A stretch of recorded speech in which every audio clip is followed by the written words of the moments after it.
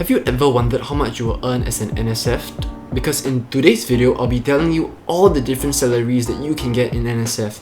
So without further ado, let's dive straight into today's video. Okay, so in this video, I'll be dividing it into three places that you can most probably go to. So the first one is the Singapore Armed Forces, the second one is the Singapore Civil Defence Forces, and the last one is Singapore Police Forces.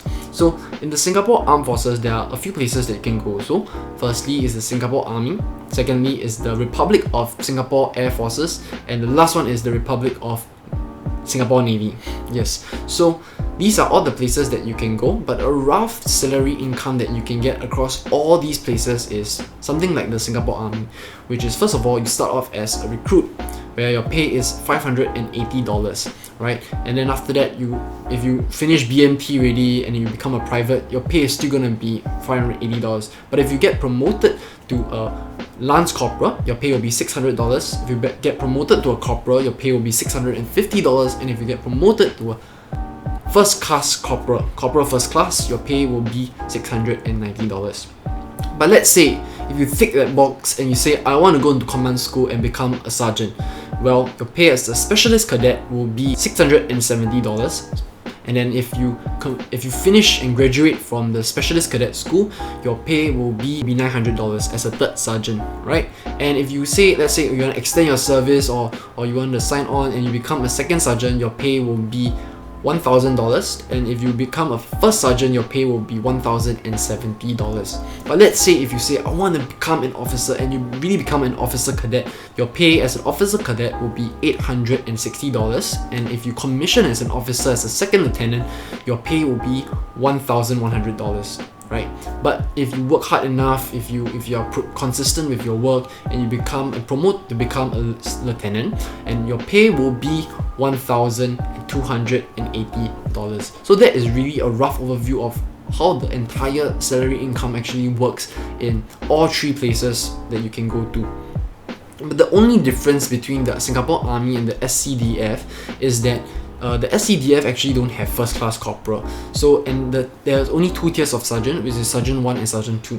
Yes. So depending on where you go, your vocation and your unit, you can actually be eligible for operational allowance of $100 to $300. And if for Singapore Police Forces, the difference is you don't actually start from a recruit, you start as a trainee and then you progress towards something similar to a corporal, first class corporal, you progress something to like a sergeant, and then you also finish off, and then also there's officer cadet, and you finish off as some investigator. So that's also very, very similar to that of a Singapore Army Force salary scheme. So, but of course, depending on your vocation and your unit, there's more risk.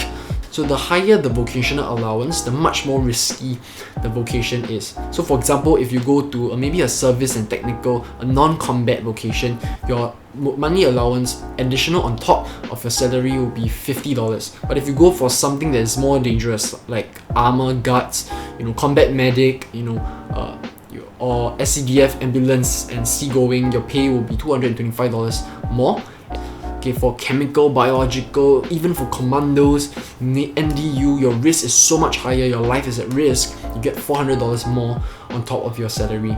So that is very, very similar for the Singapore Police Forces, where they also have the same salary range of $50, $175, $295, and $400.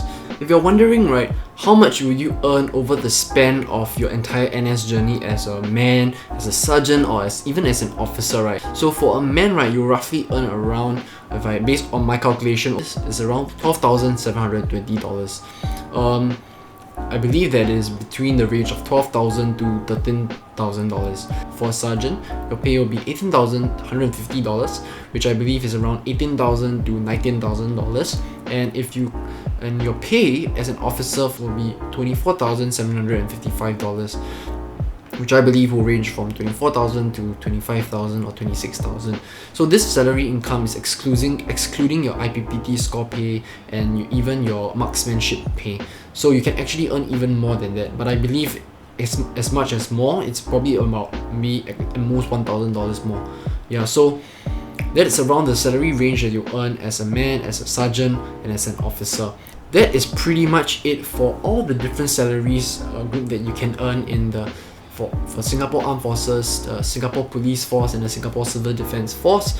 There are a lot more benefits, and that you can read up further, which I'll provide a link below by SingSaver, where they'll detail you about exactly all the different jobs and how much they will earn. In this video, I already shared with you guys all the different salaries and how much you'll earn over the span of 2 years. So if you enjoyed and find this video informational to you, kindly like, subscribe, and I'll see you for the next video. Thank you.